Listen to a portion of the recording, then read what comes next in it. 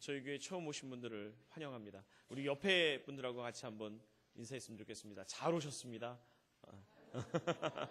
네, 잘 오셨고요. 감사드립니다. 오늘은 골로새서 1장 19절부터 22절 말씀을 가지고 어떤 관계입니까? 당신은 하나님과 어떤 관계입니까? 라고 하는 제목으로 같이 말씀을 보려고 합니다. 예전에 저희 집에 어항을 하나 사다 놨습니다. 아이들이 물고기가 키우고 싶다고 그래서 구피를 2마리를 이렇게 사다가 기른 적이 있습니다. 새끼를 잘 낳더라고요. 근데 어느 날 보니까 안 보이는 거예요, 새끼들이. 많이 낳는데 어느 날 안 보이더라고요. 나중에 봤더니 자기가 낳은 새끼를 자기가 잡아먹는 거예요. 그래서 잡아먹지 말게 해야 되겠다. 그래서 어떻게 했을까요, 제가? 먹이를 많이 줬어요. 많이 줬어요. 그랬더니 안 잡아먹을까요? 그래도 잡아먹더라고요. 그 구피를 보면서 우리는 뭐라고 부릅니까? 네? 동물이라고 하죠, 동물. 네, 동물이라고 합니다. 본능에 따라서, 본능에 충실하게 배고프면 자기 새끼도 잡아먹는 동물. 사람은 동물하고 같은 존재일까요? 같은 존재일까요? 다르죠. 왜 다를까요? 하나님이 사람을 창조하셨죠. 사람을 창조하시면서 사람에게 하나님의 성품을 주셨습니다. 그래서 사람은 생각할 수 있고요. 사람은 절제할 수가 있습니다. 인격이라고도 부르죠. 이 하나님의 성품인 겁니다. 하나님의 거룩한 성품이 우리 안에 담겨 있어서 우리가 동물처럼 행동하지 않는 거예요. 그래서 성경은 사람이 영과 육으로 되어 있다라고 그렇게 말하고 있습니다. 여러분, 육신은 눈에 볼 수 있습니다. 쉽게 말하면 저 사람이 지금 아픈지 건강한지 눈에 대략 보이죠. 그죠? 예전에 제가 아주 깊은 이 간이 아프셔서 입원한 분을 신방을 갔는데요. 황달이 왔어요. 근데 황달이 왔는데 너무 심하게 온 거예요. 그래서 온 피부색이 샛노란, 거의 이 꽃같이 이렇게 완전히 노란색으로 물들었더라고요. 온 피부가. 근데 저는 더 놀랬던 게 눈동자까지, 우리 여러분 알고 있는 이 흰자 있죠? 이 흰자까지 노랗게 되더라고요. 제가 보면서 무슨 생각했겠어요? 저분은 간이 아프구나. 이걸 느꼈죠. 황달이 왔구나. 여러분, 눈에 볼 수도 있고요. 눈에 보이지 않지만 아픕니다. 그럴 땐 어떻게 하나요? 엑스레이를 찍든지 또는 CT를 찍든지 또는 MRI를 찍든지 또는 피 검사를 하든지 아니면 직접 주사기 바늘을 넣어서 조직 검사를 하든지 이런저런 검사 방법이 있죠. 요즘은요, 세상이 좋아져서요, 피 검사만 해도 암 인자가 있는지 없는지까지 다 알아내더라고요. 네, 다 알아내요. 근데 육신은 어떻게 해서든지 육이 있기 때문에, 물질로 구성되어 있기 때문에 다 알아낼 수 있어요. 찾아낼 수도 있고요. 어떻게든. 물론 오차가 있을 수는 있겠지만. 그런데 영은 눈에 안 보이는 거죠. 영은 눈에 안 보여요. 그러면 그 영이 건강한지 아픈지 어떻게 알 수 있을까요? 눈에 보이지 않는데 어떻게 알 수 있느냐라고 하는 거예요. 여러분, 사람은요, 자기가 스스로를 보면서 난 건강해 라고 생각하는 사람들이 종종 있습니다. 나는 육신이 건강해. 그런데 그렇게 자신하던 사람들이 어느 날 갑자기 몸이 아플 때를 여러분 종종 볼 때가 있죠. 나는 스스로 아주 건강하다고 생각했는데 어느 날 갑자기 문제가 생겨서 입원해 계시거나 또는 아주 깊은 병에 드는 경우를 종종 봅니다. 왜 그래요? 내 느낌은 안 아픈데 내 몸은 아픈 거예요. 마찬가지로 우리의 영이 눈에 보이지 않기 때문에, 그리고 내가 스스로 생각하는 잘못된 자화상이 있어서 우리가 보기에는 우리가 영적으로 건강한 것 같아도 문제가 있을 수 있다고 하는 거예요. 하나님은 인간이 근본적으로 잘못된 자화성을 가지고 있는 존재라고 보십니다. 왜냐? 처음부터 그랬던 건 아니에요. 그런데 우리 조상 아담이 범죄하면서부터 인간의 삶에 뭐가 들어왔어요? 죄가 들어왔습니다. 이 죄가 인간의 기능을 망가뜨린 거예요. 제대로 보고 판단할 수 없게 만들었습니다. 그래서 우리의 영혼이 병들었음에도 불구하고 스스로 건강하다 착각하며 살아가는 경우가 많다고 하는 거예요. 그러면 어떻게 우리의 영혼을 진단할 수 있을까요? 오늘 성경은요, 하나님의 말씀으로 진단해야 된다라고 말씀하고 있습니다. 영혼의 거울인 성경으로 우리를 투사해 보면 우리가 병들었는지 건강한지를 알 수 있다고 하는 거예요. 왜요? 이 성경은 그냥 쓴 소설책이 아닙니다. 1600년에 걸쳐서 40여 명의 저자의 손을 통해 하나님이 직접 자신을 계시하신 책이 바로 이 성경입니다. 그래서 디모데서에 보면 이렇게 말씀하죠. 하나님의 영감으로 기록된 책으로 교훈과 책망과 바르게 함과 의로 교육하기에 유익한 책이 뭐예요? 성경입니다. 왜요? 이 성경에 담겨 있는 말씀은 하나님의 말씀이기 때문에 그렇습니다. 하나님께서 말씀하신 것이기 때문에 이 성경이 오늘 우리의 영혼을 투사할 수 있는 영적인 진단의 도구가 될 수 있다고 하는 거예요. 여러분, 그렇기 때문에 사람들은요, 성경을 없애버리려고 합니다. 왜요? 내 본질이 드러나기를 원치 않거든요. 그런데 성경은 핍박하면 핍박할수록, 없애버리려고 하면 없애버릴수록 더 불일 듯 일어나고 더 활발하게 전파되어지는 게 성경입니다. 왜요? 이 성경은 사람의 소설이 아니라 하나님이 쓴 하나님의 말씀이기 때문에 그렇습니다. 여러분, 그 옛날에 강력한 정권, 권력을 휘둘렀던 공산주의의 종주국이라고 말하는 소련도요, 성경을 없애버리려고 했지만, 믿는 자들을 없애려고 했지만 줄기차게 그 안에서 명맥을 유지했습니다. 중국은 어떻습니까? 오늘날 중국의 기독교인들이 대략 1억 이상의 기독교인들이 있다라고 하는 그런 통계가 나오고 있습니다. 오늘날 성경은 매년 6억 권 이상 판매가 됩니다. 여러분, 이 성경이 거짓말이면 그렇게 수많은 사람들이 이 성경을 읽겠습니까? 이 성경이 거짓말이라면 아마도 벌써 옛날에 사라졌고요, 이 교회도 2000년 전에 생겨나서 오늘날까지 어떻게 명맥을 유지할 수 있겠냐 하는 겁니다. 그 말은 하나님의 교훈, 영감으로 된 이 성경 말씀이 오늘 우리의 심령에 작용해서 오늘날 수많은 사람들이 이 말씀 앞에 굴복하고 있음을 보여주고 있는 것입니다. 그것은 이 성경이 하나님의 영감으로 기록된 영적인 계시의 책이라고 하는 걸 우리에게 증거하고 있는 겁니다. 그렇다면 이 성경에, 우리의 영혼을 투사하고 진단할 수 있는 이 성경에 가장 많이 담겨 있는 단어들 중에 뭐가 있을까요? 여러분, 성경을 읽으면서 죄라는 단어 들어보셨나요? 네, 들어보셨죠. 죽음이라는 단어 들어보셨나요? 들어보셨죠. 심판이라는 단어 들어보셨나요?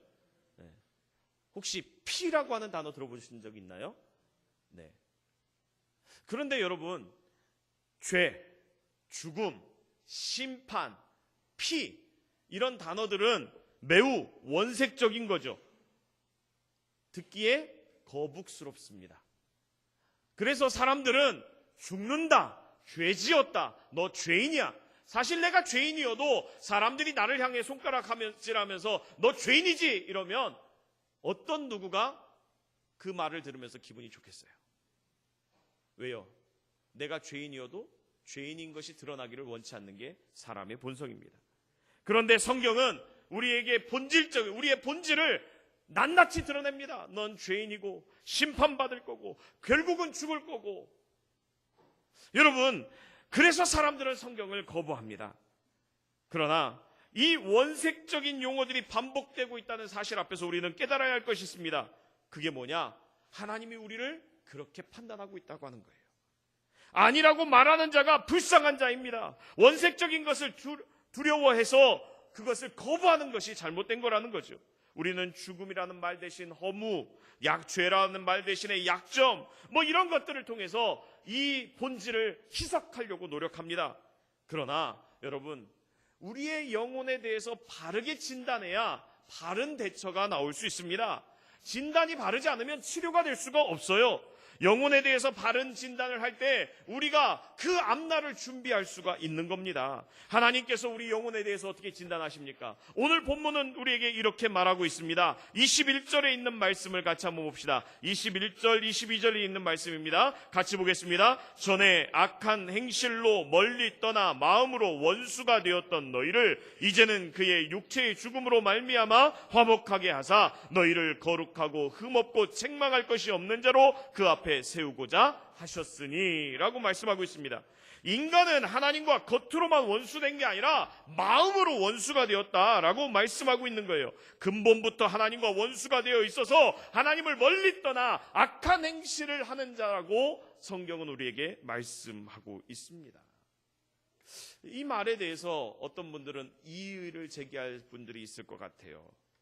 나는 지금까지 교회를 나가지는 않았지만 하나님이 계시다는 것도 인정했고 신앙생활이 참 우리의 삶에 유익하다라고 하는 것도 인정했는데 내가 왜 하나님과 원수입니까? 라고 따져 물을 수 있는 사람도 있습니다.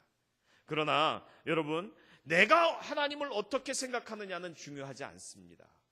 판단하는 분은 내가 아니라 하나님이라고 하는 거예요. 하나님이 나를 어떻게 보느냐가 중요합니다. 하나님이 나를 보실 때 원수 맺은 관계로 보신다고 하는 것, 이것이 사실인 거예요. 이것이 팩트라고 하는 겁니다. 하나님을 떠난 관계는 하나님과 원수 맺은 관계라고 하는 거예요. 내가 생각하는 주관적인 관계가 아니라 하나님이 우리를 보시는 객관적인 관계가 하나님과 원수 맺었다라고 평가하고 있는 겁니다. 여러분, 왜 우리가 하나님과 원수 맺었을까요? 하나님과 떠나 있었기 때문이다라고 얘기하는데, 다시 말해서 하나님에 대해서 무관심한 상태가 하나님과 원수 맺었기 때문이다라고 말하고 있는 거예요. 여러분 한번 생각해 보십시다. 하나님과 우리는요, 무관심할 수 있는 상태가 아닙니다. 왜? 하나님은 우리의 창조주이시고 우리는 그분의 피조물이기 때문에 그렇습니다. 이것을 조금 더 요약해 본다면 아버지와 자식의 관계, 부모와 자식의 관계로 우리가 좀 요약해 볼 수 있을 것 같아요. 아마도 창조주와 피조물은요, 그거보다 더 크고 더 깊은 관계를 의미합니다. 여러분, 부모 자식 간에 얼굴도 안 보고요, 대화도 나누지 않고요, 명절에도 찾아보지 않고요, 아버지가 아프든 어머니가 다치셨든 상관없이 자식들이 아무런 관심을 기울이지 않는다. 어떤 상태일까요? 서로 간에 무슨 일이 있었기 때문에 그런 일이 일어났을까요? 보이지 않게 뭐가 있어요? 담이 있기 때문에. 담이 있기 때문에 그런 상황이 이루어진 거예요.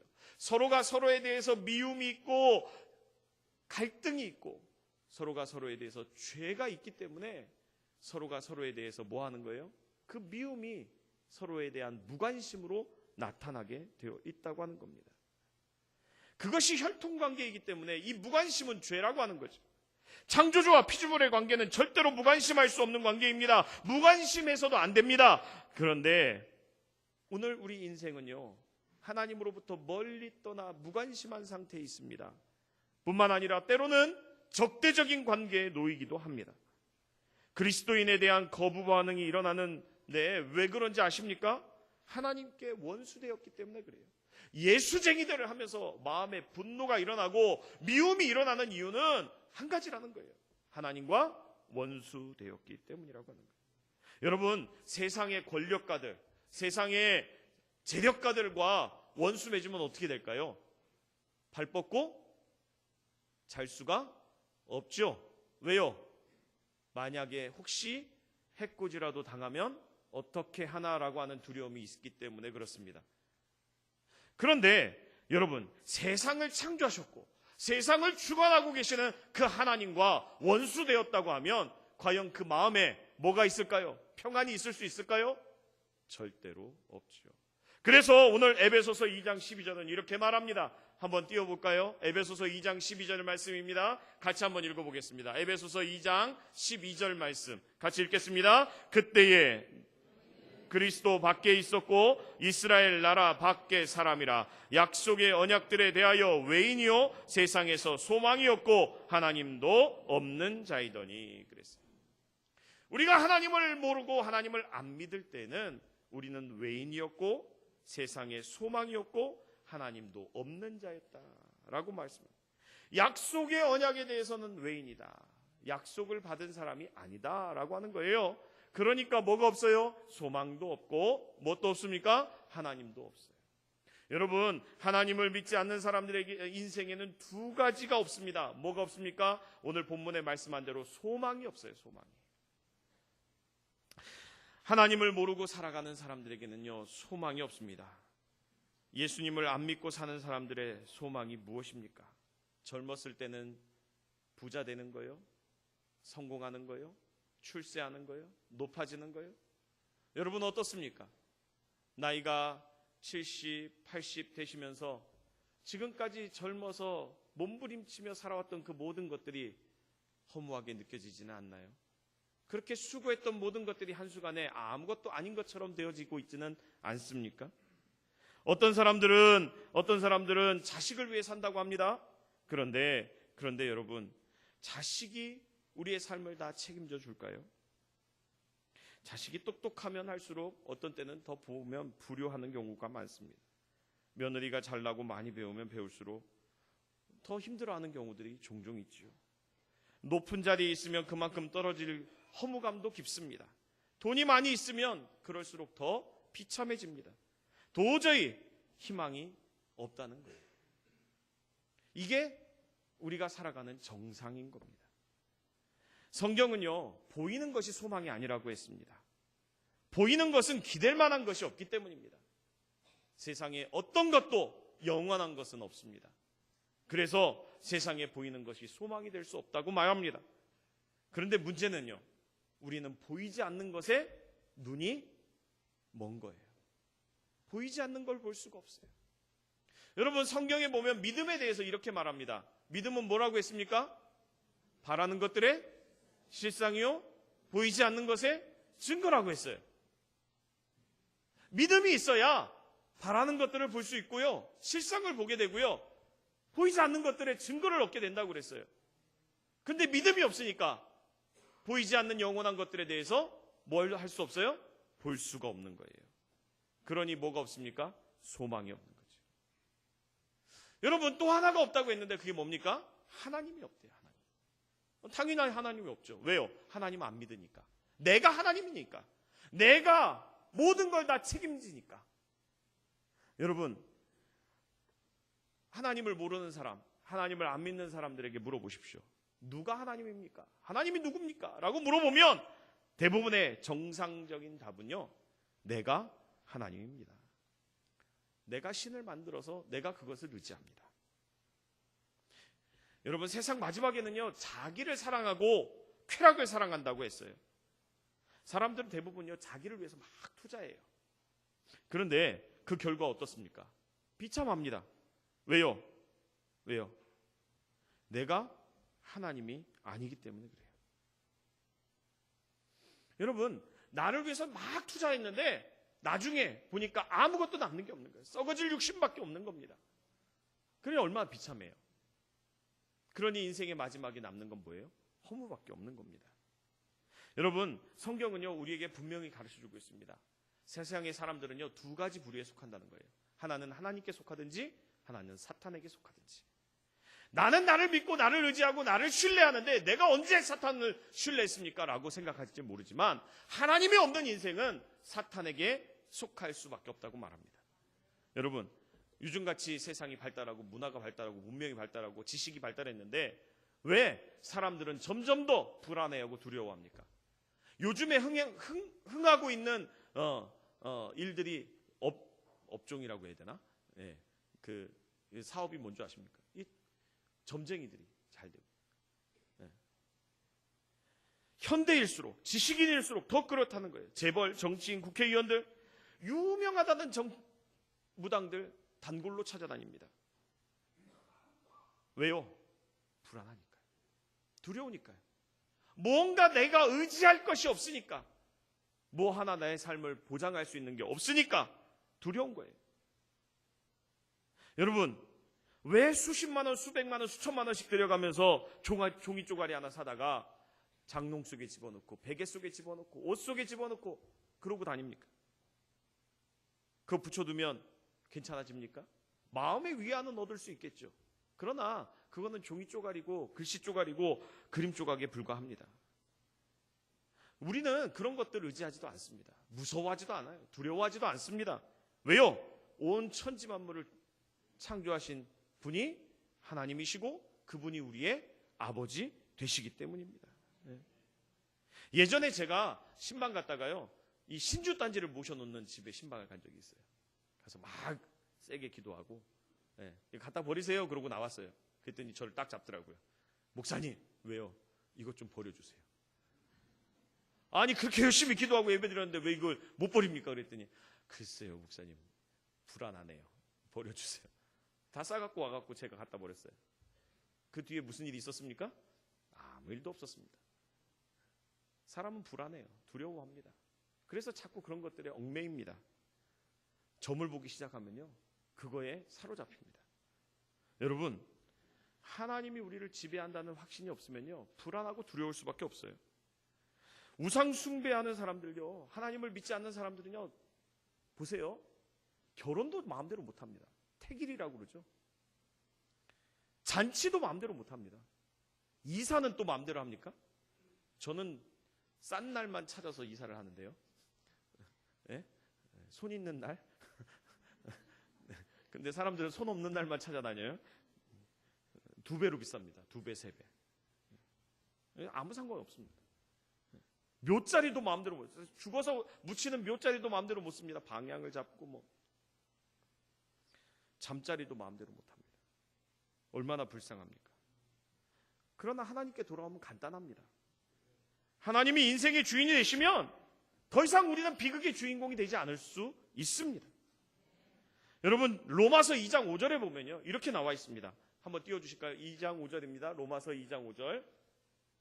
같이 읽겠습니다. 다만 내 고집과 회개치 아니한 마음을 따라 진노의 날, 곧 하나님의 의로우신 판단이 나타나는 그날에 이 말 진노를 내게 쌓는도다.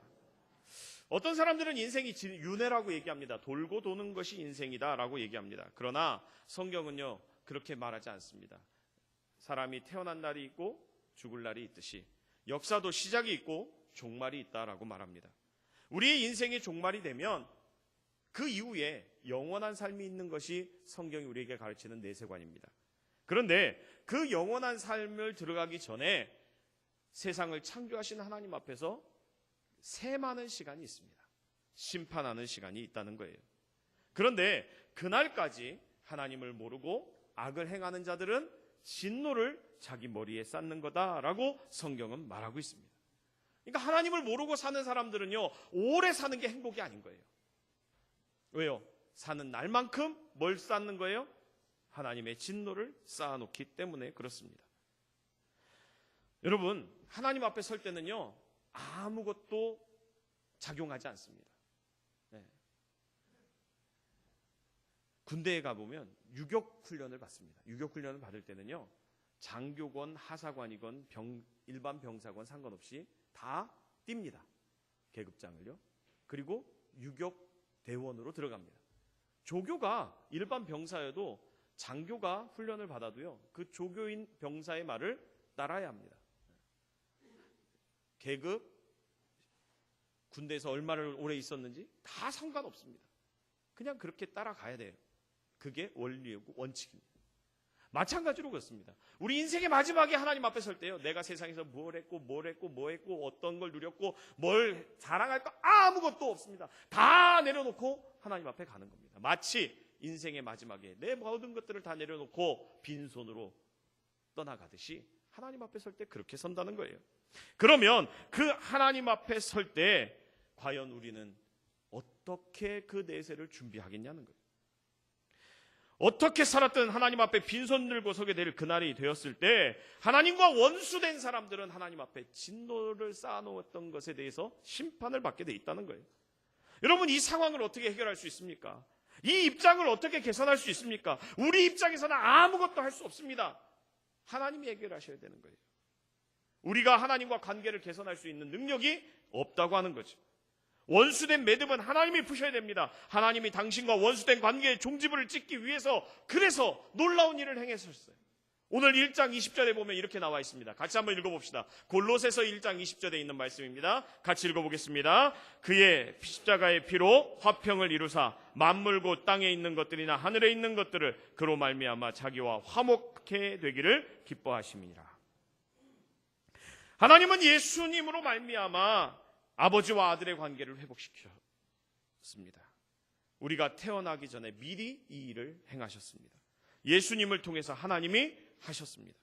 죄 없는 하나님의 아들이 원수된 관계를 해결하시기 위해 이 땅에 오셨고요, 우리를 위해서 죽으셨습니다. 우리가 할 수 있는 건 아무것도 없습니다. 그것을 믿기만 하면 됩니다. 그것을 의지하기만 하면 됩니다. 그것을 받아들이기만 하면 됩니다. 여러분, 요한복음 3장 36절에 보면 이렇게 나와 있습니다. 아들을 믿는 자는 영생이 있고 아들을 순종치 아니하는 자는 영생을 보지 못하고 도리어 하나님의 진노가 그 위에 머물러 있느니라. 사랑하는 성도 여러분, 하나님을 받아들이면 됩니다. 지식적 동의는 우리가 구원 얻는 믿음이 아닙니다. 2000년 전에 예수님 있었어. 그래, 2000년 전에 그 예수님이 인간들을 위해 죽으셨대. 나와 아무 상관이 없는 내용입니다.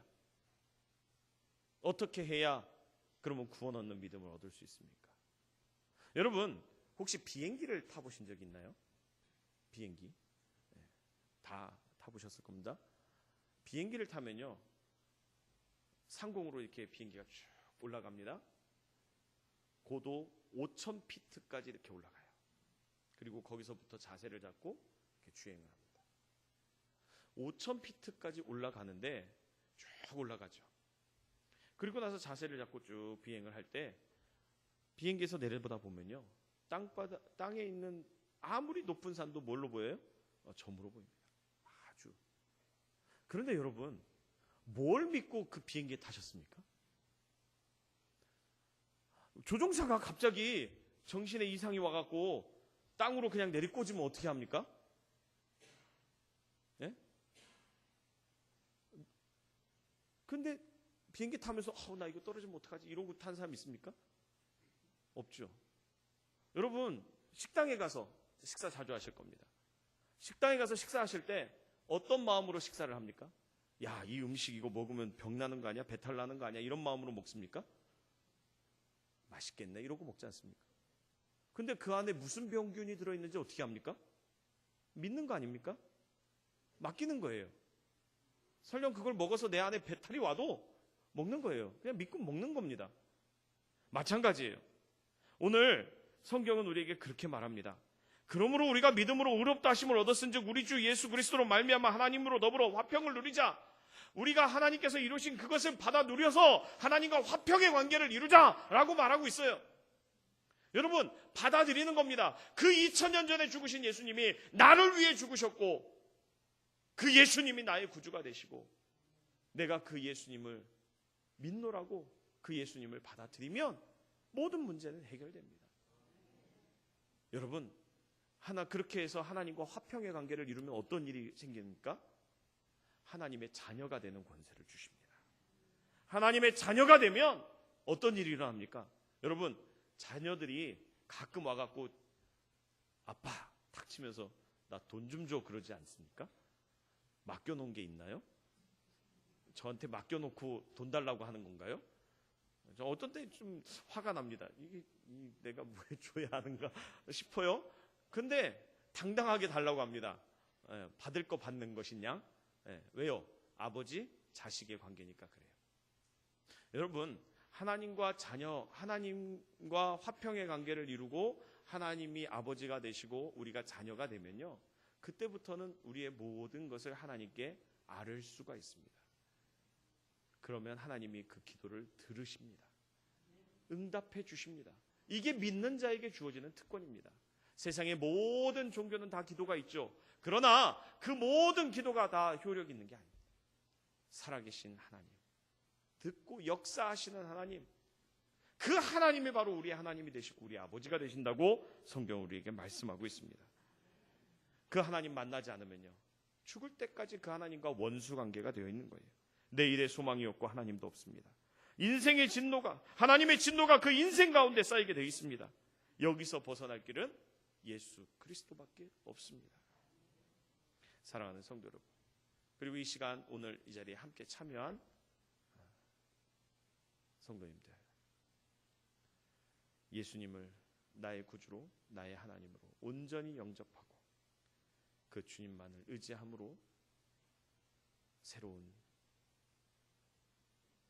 삶을 살아갈 수 있기를 주의 이름으로 간절히 축원합니다.